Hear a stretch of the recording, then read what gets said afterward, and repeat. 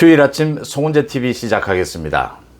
오는 6월 1일 지방선거가 윤석열 대통령과 이재명의 싸움이다 라는 구도, 이 구도가 선명해지면서 민주당이 대패하는 것이 아니냐, 국민의힘이 완승을 거둘 것이다 라는 예상들이 나오고 있습니다.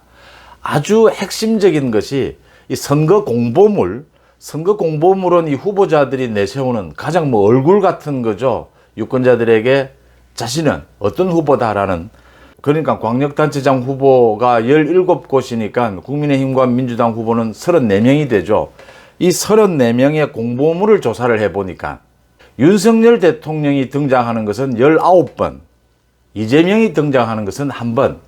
물론 윤석열 대통령은 국민의힘 쪽 후보들이 내세웠을 것이고 이재명은 민주당이 내세웠을 것인데 이재명은 1번에 불과했다.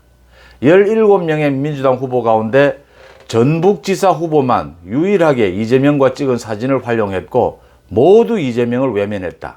반면에 국민의힘 후보들, 광역단체장 후보들은 모두 최고는 3번까지, 3장까지 윤석열 대통령과 찍은 사진, 윤석열 대통령의 사진을 올리면서 19번이나 윤석열 대통령의 사진을 활용했다. 19대 1, 윤석열 19, 이재명 1. 이 결과가 이 선거 공보물에서 윤석열 대통령이 등장하는 횟수, 이재명이 등장하는 횟수 19대 1.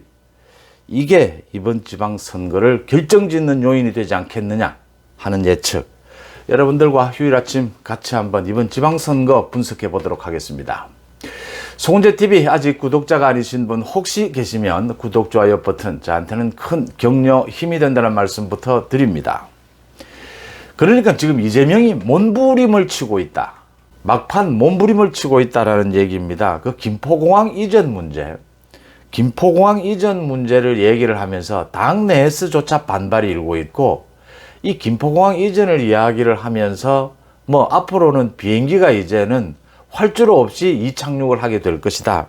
그래서 당 내에서조차 무슨 UFO 공항 만드느냐, 서울의 남부 지역의 서울 시민들은 청주공항을 이용하고 동부 지역의 서울 시민들은 원주공항을 이용하면 된다. 이게 무슨 망발이냐.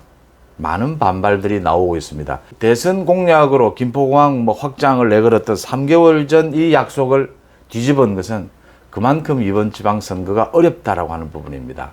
완패다라고 하는 부분입니다. 도저히 방법이 보이지 않는다. 당 내에서조차 제정신이냐 이런 반발이 일어날 정도의 이 공약까지 내던진 것은 무조건 판을 흔들고 보자. 지금 이대로는 완전히 졌다.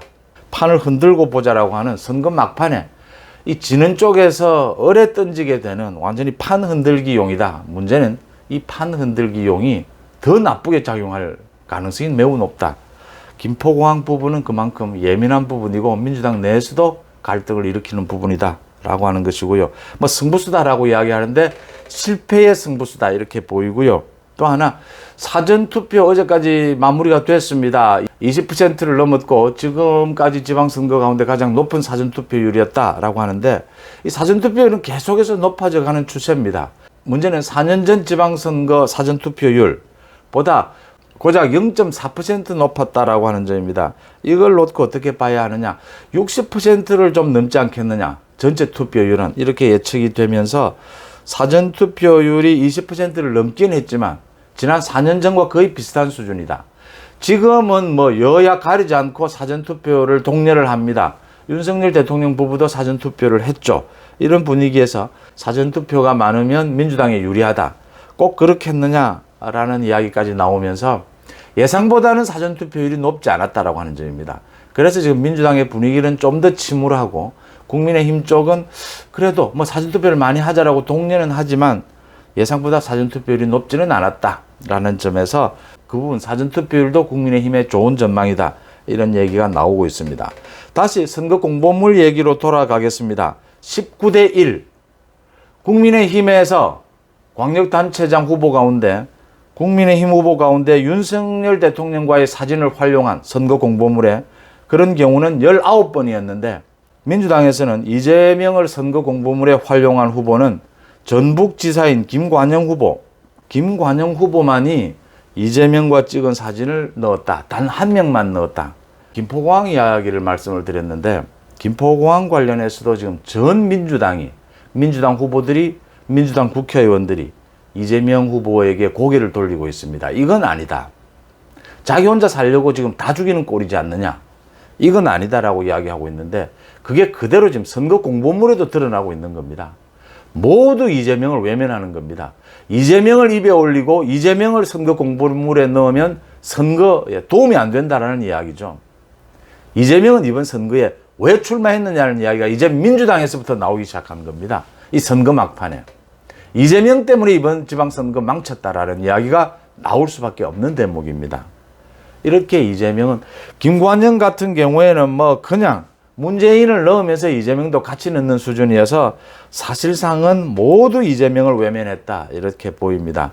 반면에 윤석열 대통령 같은 경우에는 그러니까 전국에 오세훈이나 홍준표 뭐 이렇게 한 5명을 빼고는 모두 윤석열 대통령과 찍은 사진, 윤석열 대통령을 선거 공보물에 앞세웠다. 그 이유는 새 정부에 대한 기대 물론 있겠지만 윤석열 대통령이 취임하고 난 뒤에 굉장히 놀라운 행보를 보여주고 있다. 국민들과 공감하는 정치적 행보를 보이면서 지금 국민의힘에서는 윤석열 대통령이 선거 다 해주고 있다는 소리가 나오고 있는 겁니다. 집권 여당으로서는 이렇게 지금 국민적 관심이 높고 인기가 높은 윤석열 대통령을 적극 활용할 수밖에 없다라고 하는 대목에서 뭐 당연한 것으로 보입니다. 그러니까 민주당 쪽에서는 이재명은 거의 사진을 쓰지 않고 공보물에 이재명을 내세우지는 않는데 문재인 전 대통령은 7번 문재인 대통령을 활용하는 것이 오히려 훨씬 높았다. 이런 점이 이제 지방선거가 끝나고 난 뒤에 민주당의 패배가 되고 나면 당연히 지금 뭐 민주당은 친문과 친이, 문재인과 이재명으로 나뉘어져 있지 않습니까? 어느 쪽이 책임을 지게 될 것인가? 민주당이 쪼개질 것인가? 쪼개지지 않더라도 어느 한쪽은 책임을 지고 내려앉게 될 것이다. 그런 점을 시사하는 부분이 아니냐 이렇게 보입니다. 여전히 이재명보다는 문재인의 지지율이 더 높다. 이재명을 활용한 경우는 단 한 차례, 그래도 문재인 전 대통령은 7번이나 활용을 했다라고 하는 점에서 이번 지방선거에서 문재인과 이재명의 위상을 보여주고 있다 이렇게 보입니다. 지방선거 가장 중요한 것을 뭐 경기도지사 선거와 인천 계양을 이재명이 출마한 인천 계양을에서의 윤형선 후보와의 이재명과 윤형선 후보와의 대결 이걸 꼽는데 이 인천 계양을 선거에서 이재명이 낙선할 것이다. 이재명이 무너지는 쪽으로 계속가고 있다. 김포공항 이전 부분도 이재명이 승부수로 던졌다라고 하지만 죽는 길을 택했다. 선거 막판 이재명이 무너지고 있다라고 하는 부분 여러분들과 정보를 함께하면서 휴일 아침 송은재 TV 마칩니다. 고맙습니다.